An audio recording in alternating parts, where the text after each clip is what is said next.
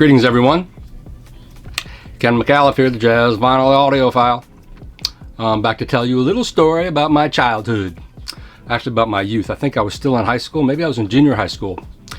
Anyway, it was 1978, the first day I ever came to New York City. I came to visit my sister, who then lived on 81st Street. And you got to realize that in the late 70s, probably in the 70s period, in almost any part of New York City, there were good neighborhoods and there were bad neighborhoods. And my sister lived on 81st between Columbus and Amsterdam. At Columbus, you had the Museum of Natural History, which is still there. I used to call it the Natural History of Museum or something. I couldn't get it straight.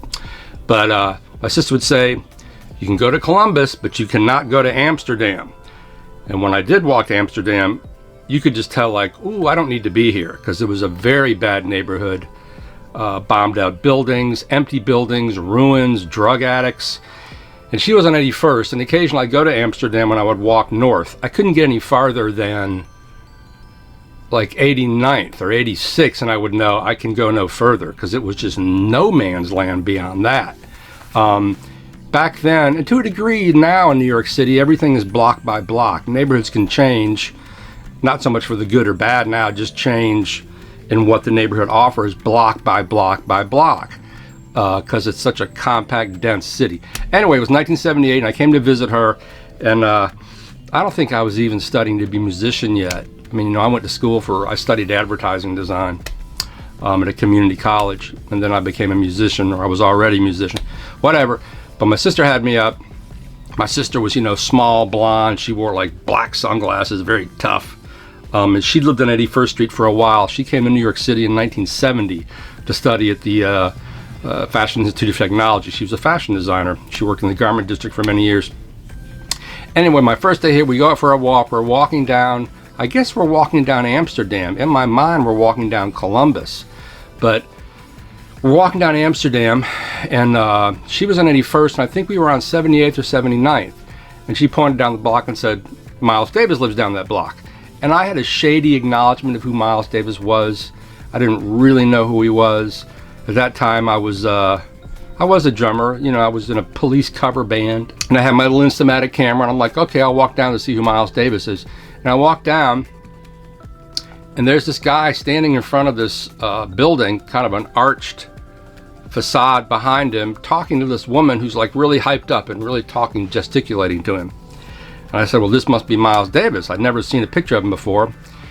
And he had his arms over the brick wall surrounding the front of his apartment.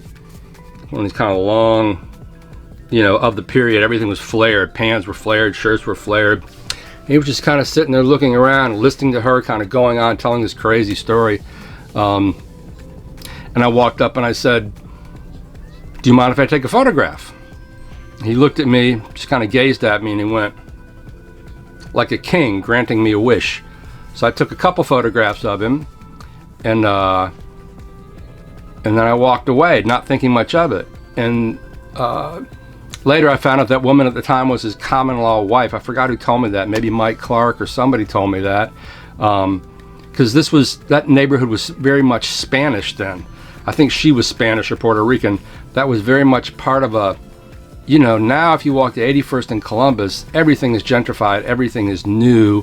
Those are $1 million apartments up there. But I've tried to include some photos here of what the neighborhood looked like then. It was a war zone back then.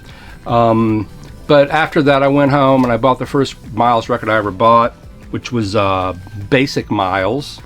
And as a kid, even though I grew up listening to rock music, my father and mother had been into big band music and dance music, I knew that jazz was something I should get into. It was mysterious to me. I didn't understand it. And I sort of forced myself to listen to it.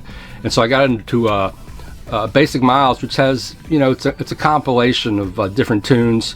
But I think it has Miles Ahead, one of my favorite Miles tracks from the album of the same name.